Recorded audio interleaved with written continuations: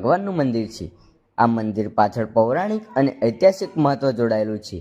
શેભરના ગોગા મહારાજ તરીકે પૂજાતા અહીંના દેવ સહસ્ત્ર ફેણધારી મંદિર હાલ પણ અહીં જીવતું જાગતું જોવા મળે છે. ગોગા મહારાજની પૂજા અર્ચના અને ભક્તિ કરે છે અને આ સ્થળ શેભર નામે ઓળખાય છે. આ મૂર્તિ સ્વયં વિષ્ણુ ભગવાનની મૂર્તિ છે અને વડલાની અંદર શંકર ભગવાન બેસેલા છે. શંકર ભગવાનનું પૂજન વિષ્ણુજી કરે છે. તે વડામાં બ્રહ્મા વિષ્ણુ મહેશ વિરાજમાન છે. એમ કહેવાય છે કે આ વડલામાં તેનો સમસ્ત પરિવાર છે. શેષ નારાયણ રૂપે દેવ બિરાજમાન છે. તેની પૂજા શિવજીની પૂજા સમાન છે.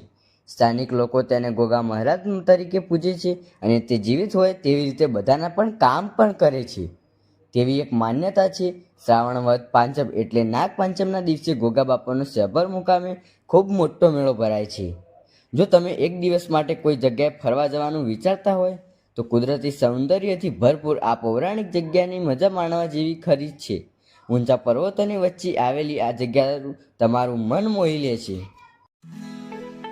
અને મિત્રો, આ જગ્યા ખૂબ કુદરતી રીતે સચવાયેલી છે. તે મોટા મોટા ડુંગરો અને પહાડો નજરોમાં આવે છે અને આ જગ્યા ચારે તરફ ડુંગરો વચ્ચે ઘેરાયેલી જગ્યા છે. અને મિત્રો, આ જગ્યામાં ખૂબ મોટી જગ્યાનો પણ ફાળો છે. આ ગોગા મહારાજના મંદિરે બધી જ ઉપલબ્ધ સેવાઓ છે. અને હા મિત્રો, આ યજ્ઞશાળામાં મોટો યજ્ઞ ભરાય છે.